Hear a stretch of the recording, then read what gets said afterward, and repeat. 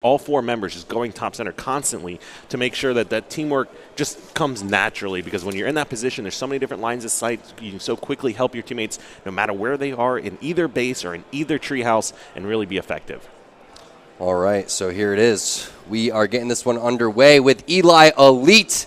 If you weren't familiar with him, he made a huge name for himself in the Vegas free-for-all, playing from the red side here, laying down some shots with the light rifle. But look at that, 3 dead. Allegiance getting full map control, and that is Denoxide with the railgun, making his way over towards Red Treehouse. What is he going to be able to do with this one? Flanking while the flag is being ran, picks up 1 kill. Looks like everyone's trying to get over towards top center and over towards the elbow for Allegiance, but that flag is going to be put in by Spartan. First cap, 30 seconds, going to Allegiance. Yeah, we talked about that teamwork and whose game type this really comes down to. And Allegiance is going to be just so aggressive and so quick on those flag captures. You know, all 4 of these guys, especially Spartan and Commonly, are always going to be rushing for that flag.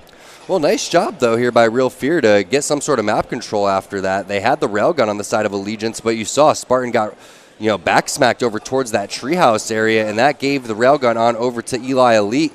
2 shots left in this railgun, should be 2 free kills. That's 1 on the porch just sitting there. There's going to be 2 players dead for Allegiance. Make that 3. Where is the flagpole going to come from? It's not going to come from the base. The player for Real Fear inside the enemy base there ended up dropping. So Eli Elite going to have to reset here. It's going to be very tough to get into this base. They don't have any help over towards the red treehouse. So you can see he's watching the silo, making sure if anyone comes over towards the bridge. And there it is. Misses the railgun, has the player on his radar, and he's going to have to back down. Everyone pushed over towards the elbow and died on his team. So nice job by Allegiance cleaning up that guy in the base. Yeah, and you can see that was so close to being a flagpole and run. You had 2 guys in treehouse. You had Eli Elite top center with that railgun. Wasn't able to connect on the shots, and the player dying in porch. They forced the spawns over at silo, and the good thing is Real Fear recognized that, but without the flag being pulled, it didn't really matter at the time. Yeah, and you can see Eli Elite had to give up his position, drop down, end up trying to do a sneaky flank over to try to get a flagpole, but that's not going to happen. And look at this, they're running the flag Allegiance as well. The new railgun is coming up. Camo going to be dropping here any second as well, so you got to watch out for that. Commonly just sitting bottom center, playing this one patient, using the flag to his advantage, making sure if anyone goes towards that, he's going to get the easy railgun kill, and there it is. He flanks on that player, uses his battle rifle. 2 players are going to drop. This should be a free flagpole if he wants it. It's taking a little bit to look towards top center, and there it is. Flag's being pulled, and he's aware of the spawns over towards the elbow, so he tosses this one over towards the silo. Very rarely do you see a flag pull this way and it actually be successful, so let's see if it pays off for Allegiance. Oh, and this is going to be a tough battle here as the player is on porch. It's an up-close railgun fight. Commonly elects to just not even challenge that. Backs up, flag does get returned, but they really need to clear this player out of the porch. Railgun does some damage, but doesn't take him out. Commonly wisely just backs down, waits for help. I wonder how he knew that player was going right there, but nice job by Commonly making his way over towards the porch. Gets that kill on the player that was looking for him the entire time, but no flagpole coming in over here, and he's just going to go over towards top center and regain control. I like this play, kind of a phantom railgun going over to that player on the bridge. Switches over to his battle rifle, clean shots coming out. Flag is being pulled though, so he has to be aware of this. So hard to cap a flag when you don't have any type of control on the map. Nice double beatdown coming in. That's going to stop that flag. However, they don't get the return. It's still alive over there towards the pit. That was a great job there by Commonly. Now, he missed a couple of railgun shots, but he did come out ahead in the 1v1 with the double melee on that player and allowed time for his teammates to get the flagpole. Now we're going to be looking at a quick standoff. Yeah, standoff's very common here in CTF Fathom. It's very difficult to get flag caps in this map. That's why it's so surprising to see Allegiance go and get that first cap in 30 seconds over here. It's so easy to just go over towards the elbow, get that pull, but look at that, winning that flag standoff, making it look so easy. Spartan puts the flag in 2-0 to start this one for Allegiance. That's definitely how they want to start the day, but they probably wanted to win this game a little bit faster. I got to say, they're putting up a pretty good fight on the side of Real Fear so far. Yeah, I mean, you can see just down to, oh, yes, but the first 30-second flag cap, so obviously their opening strategy did not work out for them. That second flag cap came from a standoff, so even though it's 2-0, this has been extremely close here so far. As you do see Blue 2 here running over, that's going to be Spartan to capture the last flag, and that's going to be a game number 1 going over to the newly formed Team Allegiance here. Yeah, you can tell Allegiance is just so seasoned, so focused, very determined to try to move forward here. They know that their big match is going to be against Inconceivable if they can win this one, and they should. They're the huge favorites here. But there was just poor execution on the beginning strategy, like you said, Kyle, and that's not what you can do. You cannot afford to give these guys the entire world, give them the flag, give them the railgun, give them the position on the map, and expect to win. So now moving into game number 2, we'll see what these guys have moving forward. It's going to be TS Regret, another game that you cannot afford to lose the opening to. All right, and you can see there Spartan busting out the flag champion here. All 3 flag captures.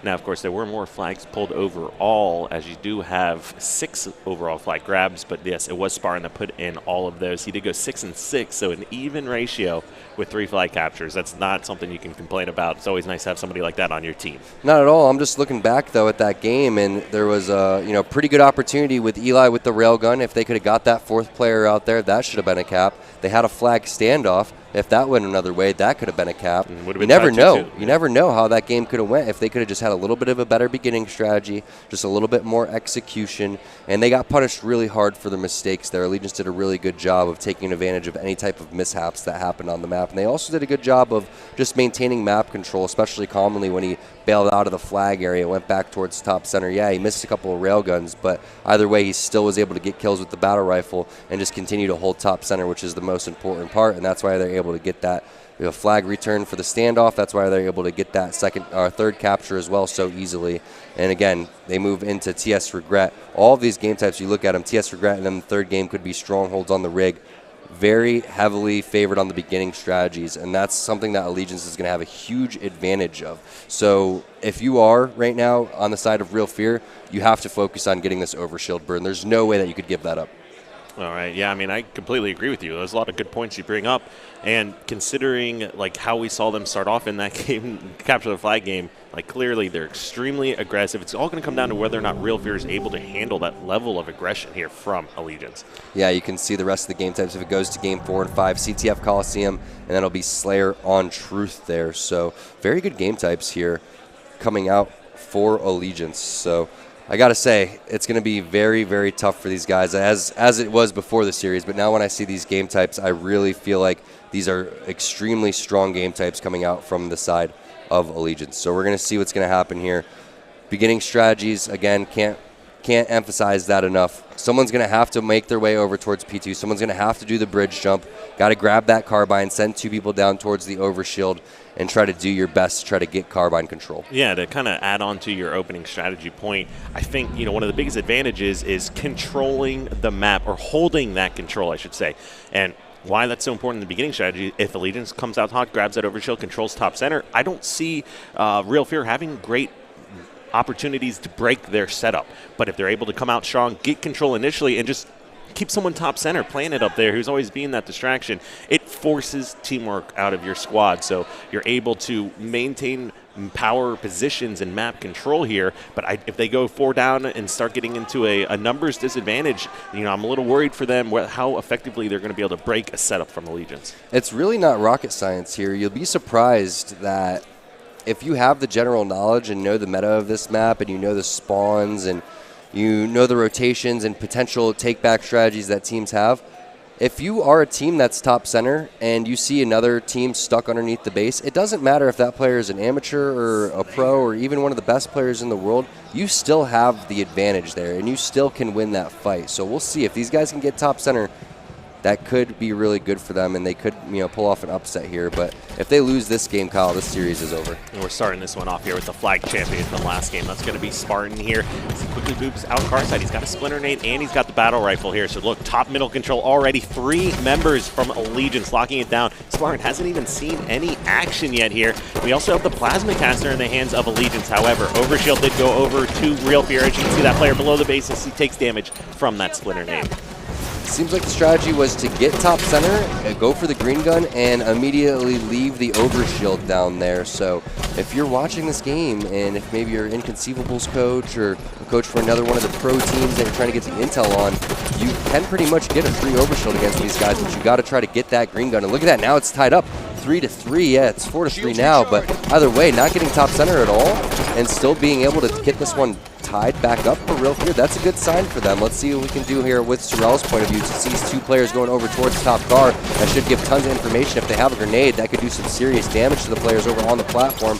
Nice flank by a player from Allegiance. Going to take that guy out towards top center, and look at that, 3 dead now. all of a sudden for Real Fear, they had perfect position, and Allegiance just flanked them over towards the car side and pinched them from both sides. Yeah, this has been really back and forth this start. You had that opening strategy going over in favor of Allegiance, 3-0 lead, Plasma Caster and Plasma Pistol in their hands, yet they weren't able to hold any kind of control or gather any more kills through that initial setup. Nice job by Commonly getting the reversal over down towards bottom center. Not looking at his screen and realizing the other player on his radar. This one's going to be tied up at 10. Demon D, we haven't seen anything from him quite yet from his point of view. Let's see what he's able to do. He's calling out where he's at and where he's choking the spawns. I like that play from Demon D. You got to make sure that you're controlling as much real estate as possible. Unfortunately for them, Allegiance was able to push out, and 2 players did drop on the side of Real Fear. Like that play, switching over to his assault rifle. Assault rifle does so much damage here on these dedicated servers. And again, staying alive with this 1-kill lead with the overshield coming up here soon. Plasmacaster dropping any second. Pinches coming in from both sides. I like that melee as well. Let's see if they can get this overshield, Kyle. Huge point in the map here for these guys to try to get the game back to their favor. And no, Spartan does not get that overshield. An assassination comes in. Nice job by Real Fear getting that burn. Yeah, that was a great job by them. Tom, we're tied up at 16-16. Another 2 minutes here before we see that next overshield spawn. It's going to be still tied up as Demon D taking some really good positions and routes here, going car 3, listening to those callouts, assisting over towards Plasma Caster, and now still 18-18. And Demon D, he's starting to show up here today, proving he's still got it. Sure is. He knows the strategies. He's playing it really slow. Has the shot still, obviously. That's no problem for him to make that 3 dead for Allegiance, still controlling top center here. And Demon D, this is his specialty. He loves to control. He loves to try to get the weapons in his hands, control the powerful positions, stay alive as long as possible, and he laid down some serious damage. As you can see, went on a killing spree, is the top gun, and has a 3-kill lead for his team. Going over to the free-for-all god, Eli Elite. And what I like to see, Kyle, is switch over to 2 players on the side of Real Fear. Both of them have battle rifles, which is a huge advantage when everyone's sitting around running with pistols. All right, now we're going over here to Spartan, and he's got another player, a teammate here, Top Plasma Caster. They work together, pick up at least 1 kill, 23-24 once again. This is back and forth, neck and neck. Looks like whoever doesn't have control is generally the one that's starting to accumulate the kills here. Kind of interesting to see, rather than any kind of big leads coming out of any kind of top mid control. Yeah, it seems like Allegiance is a little bit too concerned with getting in the enemy team's head and talking trash and, you know, sitting with the body disrespect. I'd like to see them get a little bit more focused and not even consider themselves on the same level of this Real Fear team. If they would just, you know, think that they're a pro team here and have that mindset, you know, you got all these guys that were in the pro league before. That's what you got to have the mindset of. I wouldn't even be worried about getting involved with the trash talk or the meleeing the bodies in this case. Maybe they do have a little bit of a rivalry going on with Pace, but that's just going to add more fuel to the fire here with these guys and give them more incentive to try hard. But as you can see, now they had it 25-20, or it was 23-20. Now they're up 34-25 here with complete control. This is going to get away from Real Fear very quickly. Yeah, this is that first big swing from any kind of map control that we've seen so far this game. 34-25, still pretty much a full overshield here in the hands of Spartan. So this is, yeah, quickly getting out of hand for Real Fear. They're starting to get collapsed on. More kills going over in their favor. So look at the collapse here coming out of Allegiance. The aggression here was something I don't think Real Fear has experience dealing with too much at this point. Yeah, not at all, and it's just unfortunate for them how quickly it collapsed. As soon as Demon D died, that killing spree ended.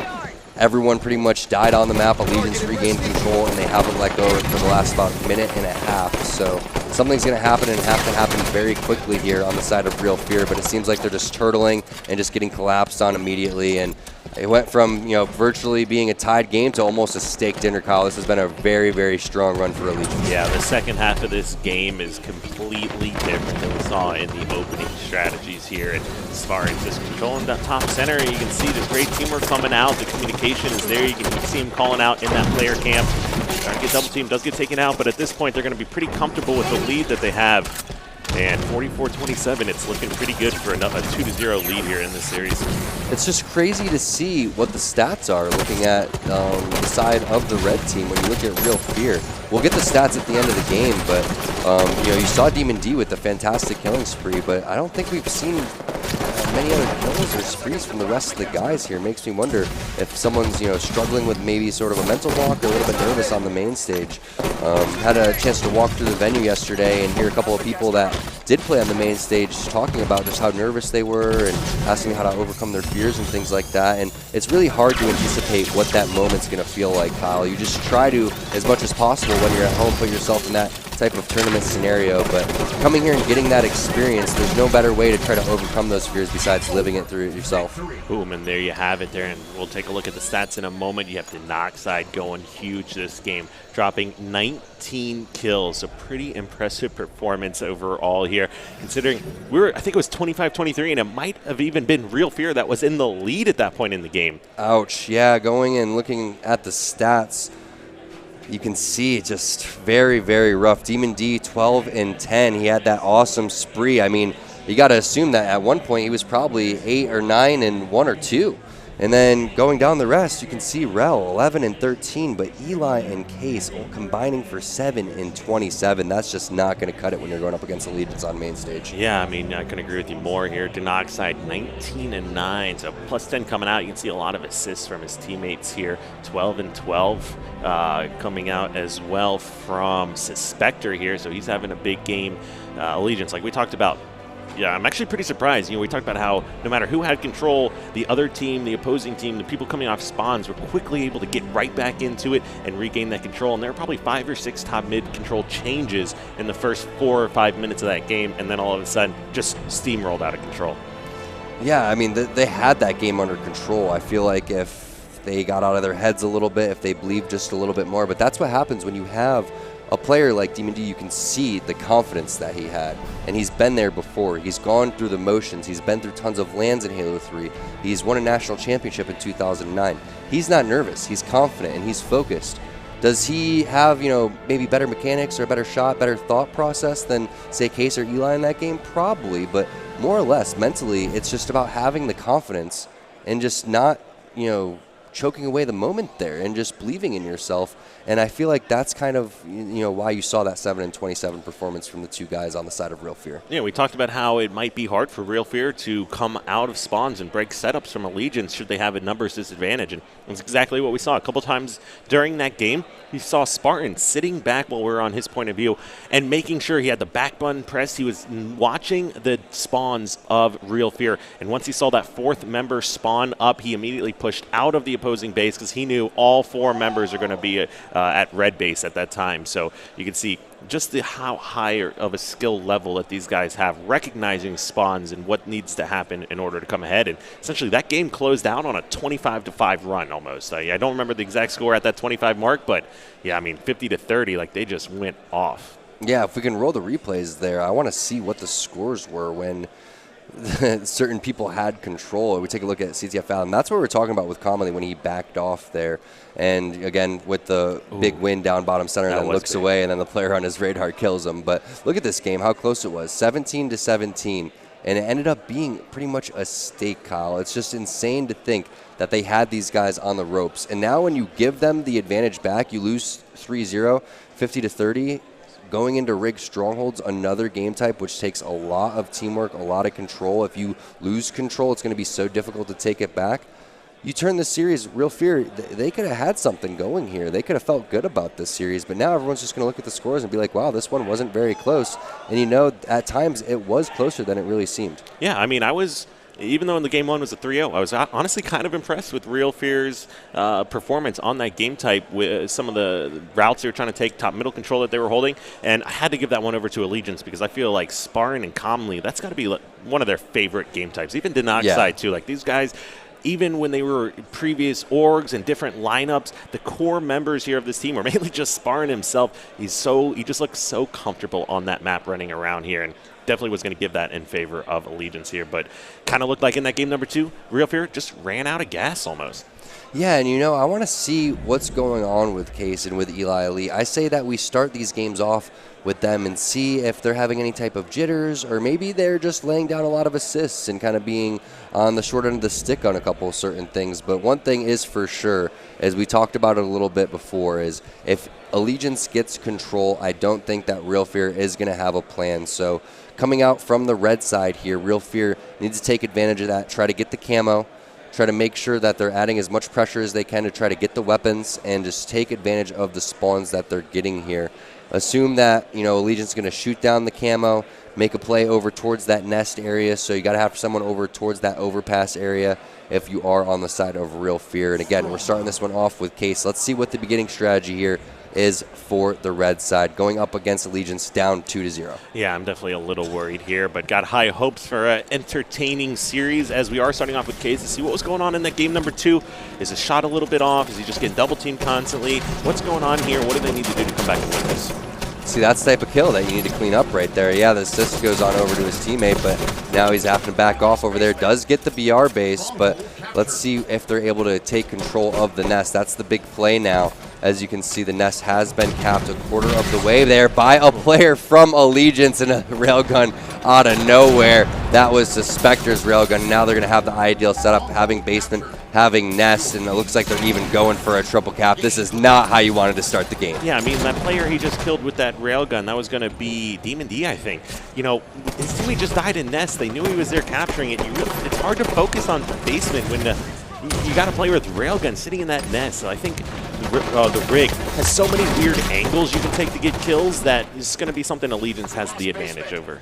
So Spectre missing that railgun, pretty uncharacteristic railgun miss there from him, and that means basement going on over to the side of Real Fear. Pretty crispy shots coming out from Denox side. He's going to have to back down, though. A player coming up on the carbine. That's 3 dead for Real Fear, commonly pushing over towards the barrels. Looks like it's going to be a double cap over towards the basement, and possibly, no, looks like they spawned over towards the side of the carbine, and Demon D, look at this guy, controlling the weapons again. Let's see if he can try to get nest for his team. That's where the focus has to be.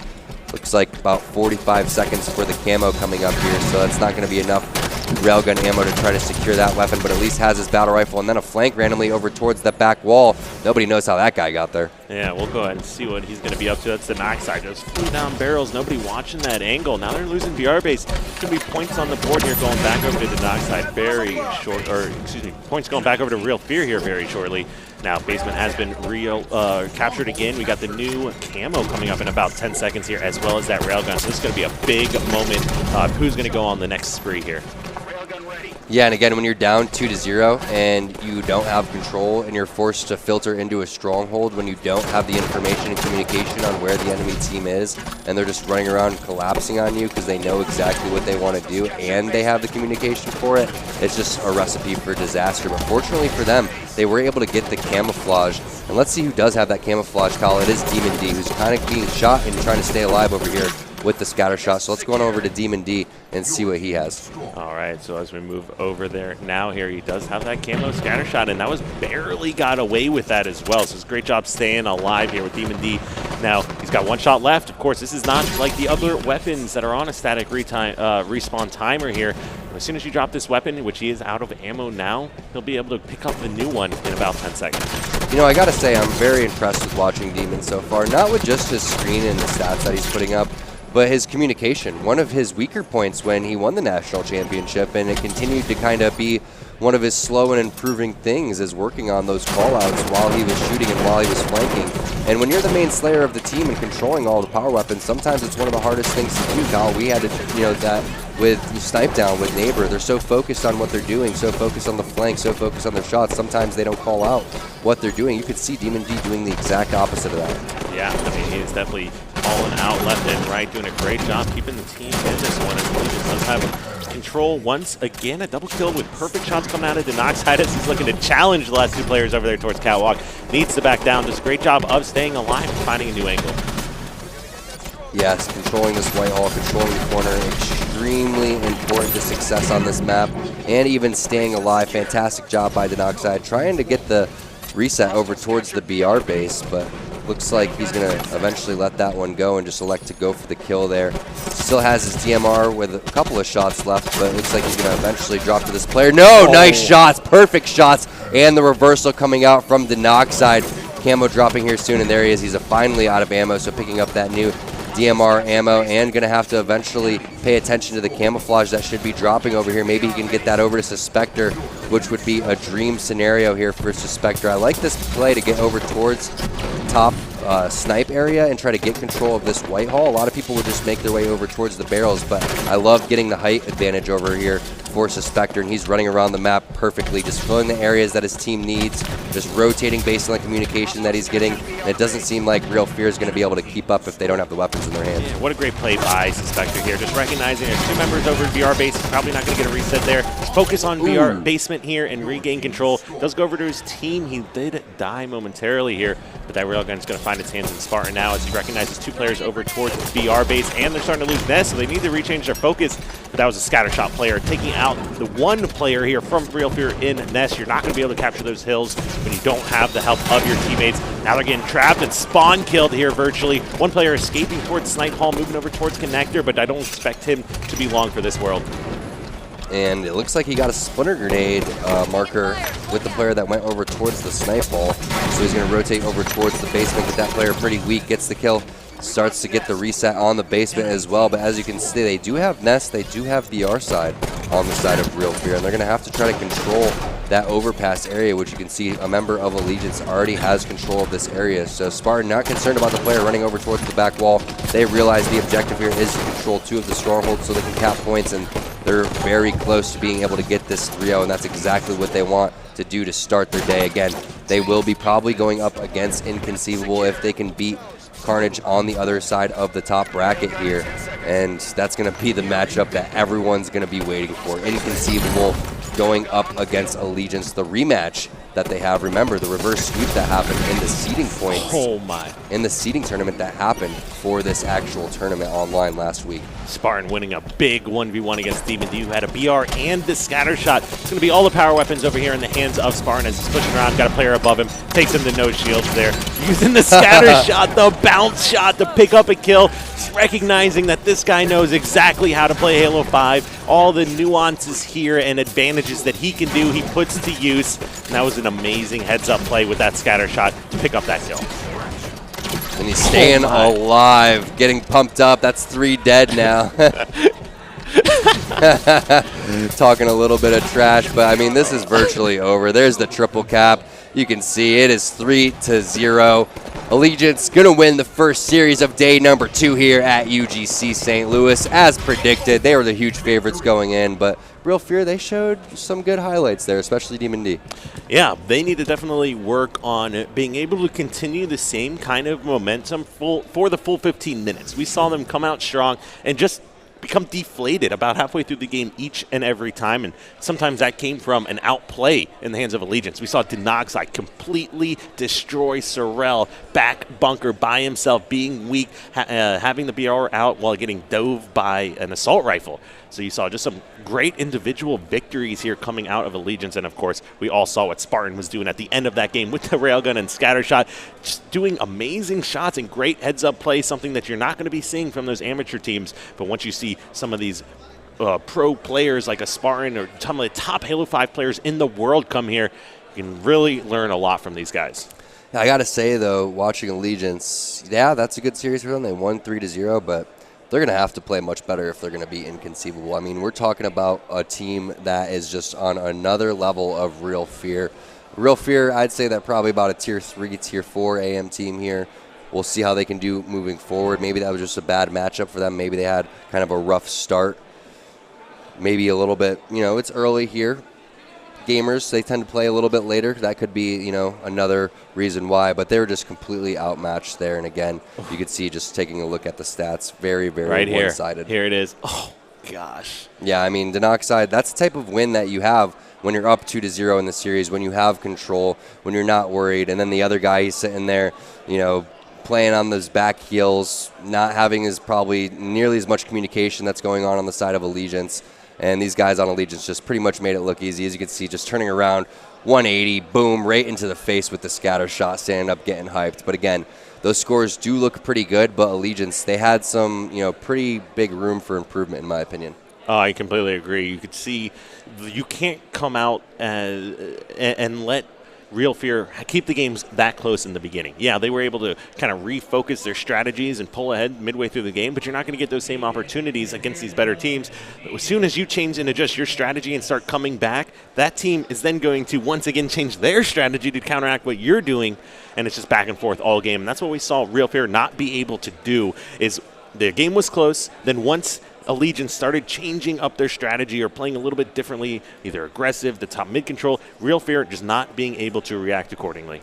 I've never seen anyone get more pumped up over like a scatter shot or a shotgun kill or a rocket kill or something like that, but Spartan did. He's pretty pumped up. So it was a pretty cool spree. You know, the it was bounce a cool shot, spree. It was a cool spree. Nothing's more satisfying than one of those bouncing scatter shot kills. It really is. I don't get those too often. And then of course he was able to use the radar. He's just sitting bottom mid with the scatter shot. Players in snipe hall above him. Runs. Looks like he thrust and slid out of snipe hall, past catwalk, down to the bottom of Carbine. And Spartan just stared at his radar, recognized that the entire time. 180 scatter shot kill. Yeah, and you could see just the movement, how crisp they were, how fast they played. And it's crazy to watch the difference between, you know, someone like Spartan or Commonly who continually they say they fly out, and then someone like Demon D who's very methodical in the way that he moves. And I feel like, again, we saw some really good sprees there from Demon. Someone like that, the way that he plays is something that can punish Allegiance, in my opinion. Someone that is just waiting for them to overextend and wait mistakes and to quote-unquote fly and to be a little bit too over-aggressive, because if you have map positioning and someone gets aggressive on you, you should win that fight if you're prepared for it. So, again, you know, you watch Demon D, and his screen looks a lot like, in my opinion, Boo Boo Doo Boo. And I look at that match, Inconceivable, going up against, you know, Allegiance, and I watch out for Boo Boo Doo Boo as that key player. I know Shotzi is what everyone's talking about. He's here at his first major event. Obviously, the age restrictions have been lifted for a handful of players to come in there and try to prove themselves, but I really watch out for this next match. This is going to be the match of the AM side of the bracket. I can't wait for it. Yeah, I mean, I can't even disagree with you in any way there. Something I'm really excited for, not only to watch all these amazing players play, but to see what shots he's going to bring to the table. Because keep in mind, a week ago, Renegade was on the team.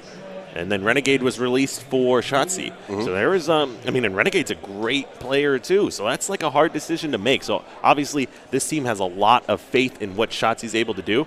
And if he can play like he plays online, he's going to do or have quite a performance. You know, I kind of see him as Frosty. You know, Frosty in the very beginning of Halo 5, before he was anyone, everyone just knew this kid's got a lot of skill. And within, 3 months, he was on the #1 team in the world. Well, that's the big question. You know, some people play just as good as they do online as they do on LAN. Some people play worse. Some people play better. And some people, you know, live up to that whole tournament experience. So we're going to see if he's going to be battling any type of nerves or anything like that. Sometimes when you're coming in and you're so young, you don't have those type of nerves or anything like that. So he can kind of just, you know, feel free to play and play his game and have fun. And that whole team is extremely young. Where were they joking and they were going as like shooters daycare or something? Yeah. So, money's not that important when you're 15 as much as it that's is true. to That's true.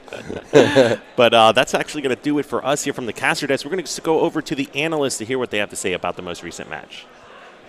Thank you, T-Squared and Elamite. Excellent commentary, as always. Of course, we're back at the analyst desk. Axel Toss, strong side, Walshy, gentlemen. We talked about it. We predicted it. Allegiance, such an awesome day yesterday on Friday, effectively going undefeated, continuing those winning ways today with a comfortable 3-0 over Real Fear. What do you think of that series, guys? You know, Dave, you were right. You had the 3-0, but game number 2, I got to give a shout-out to Real Fear. I mean, Real Fear, they were playing pretty well all the way up to 23-23 when they were tied. But then you look at the final score, it was 50-30.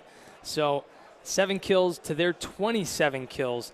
Definitely not a good trade-off there. But they were playing right. They were playing aggressive off the start of the match. They even had a lead right at the beginning as well by like a couple kills. Demon D was going on a tear around top middle, around the car side of the map. But once he fell, and then their entire team kind of changed the way that they were playing. They were playing overly aggressive. It's like they didn't know what to do, so, hey, let's just charge. And they were putting themselves into bad situations and trying to overextend as well. Once they got a few players weak, it seemed like they weren't putting their focus on the right people to make a push. They were just they were kind of desperate to get that finish. And sometimes you're not going to get that finish. You just got to let that kill go and then push up and have some battles with some other guys. But they were just putting themselves into bad situations. But they could definitely